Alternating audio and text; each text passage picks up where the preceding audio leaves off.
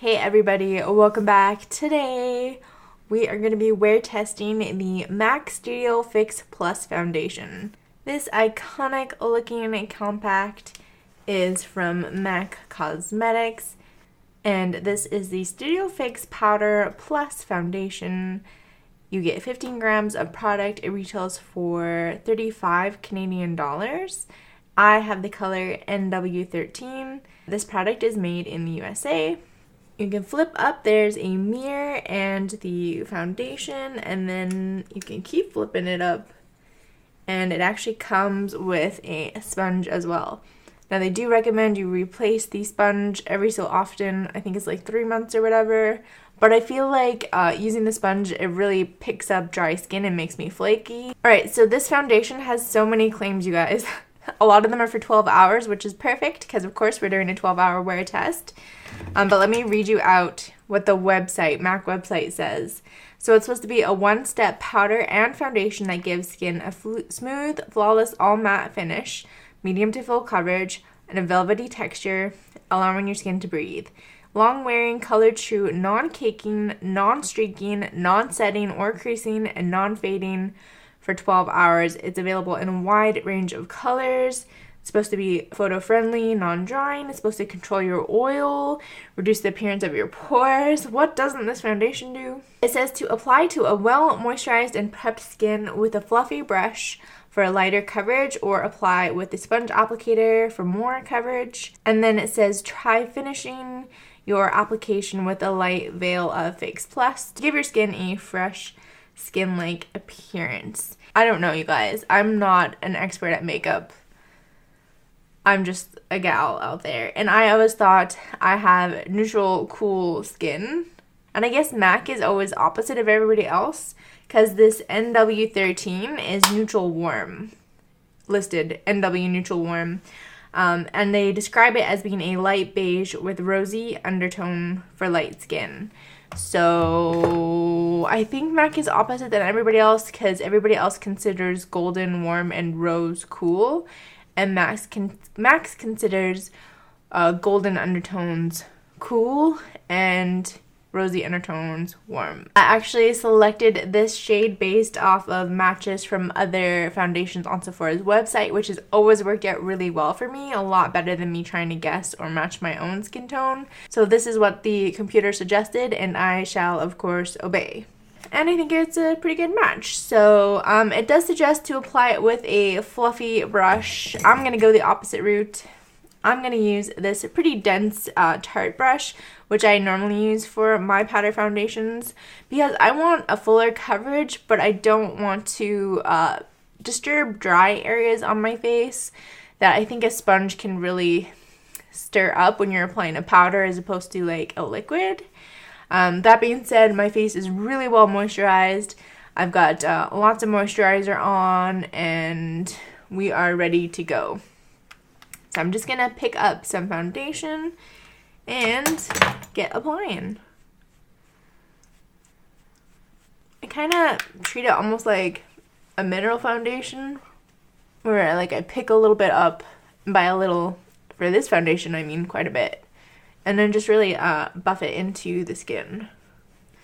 And I think, of course, the hardest thing when you're using a foundation that really matches your skin tone and also is a powder or like lighter coverage is trying to not use too much. So aside from just buffing it in, I'm not going to pick up any more foundation to put on my skin, because I feel like a lot of times that can just make it worse. And because I'm not setting it today with a different powder, which is also pretty scary, I definitely don't want to apply too much.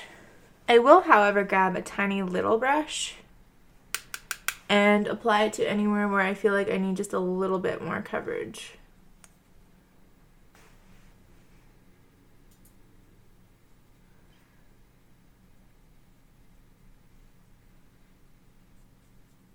Alright, cool. Looks nice and matte, and it does feel velvety soft. To finish up here, I'm going to apply a little bit of Laguna Contour / bronzer and a powder blush.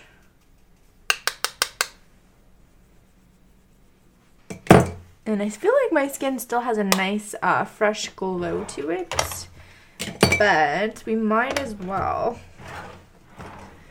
add a tiny bit of highlighter as well. Alright, and final step. Normally I would set everything including a powder. I have pretty oily skin, so the thought of not setting my face is pretty traumatizing. So I'm just going to use a little bit of Fix Plus.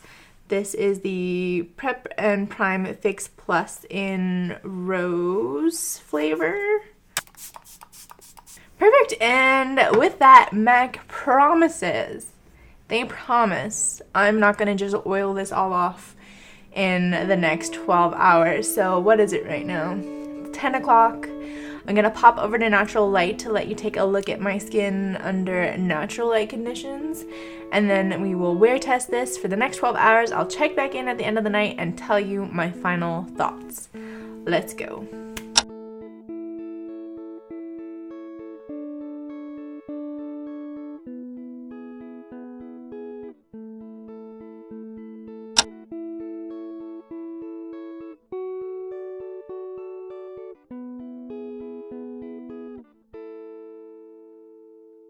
Alright, it is the end of the night. Let's take a look at my makeup. First thing I've noticed, these huge mascara flakes from this GD Too Faced mascara. I feel like I look and feel very oily. I feel like I missed my last check-in in terms of recording the footage, but from what I saw in the mirror around the 6 o'clock time, I feel like it was about this greasy. I noticed especially the shine on my forehead. And I feel like I haven't really got more greasy since that point. I've just kind of like stayed that greasy. In terms of how it looks on my skin, it really hasn't like settled in any lines or anything. I definitely feel quite greasy. I'm just going to take one ply of a Kleenex and do a quick blot. That makes a huge difference. I guess you can kind of see it there. Ugh. I guess let me also try touching up some of the greasy spots just with more powder. And this time I will use the little sponge because that's pretty much what you would do on the go. And that definitely does help take down a bunch of the shine. I feel like on my forehead you can maybe see it like sitting on top of my skin instead of blending perfectly in. But everywhere else I feel like it blends in pretty nicely on top of whatever foundation was like left on my skin.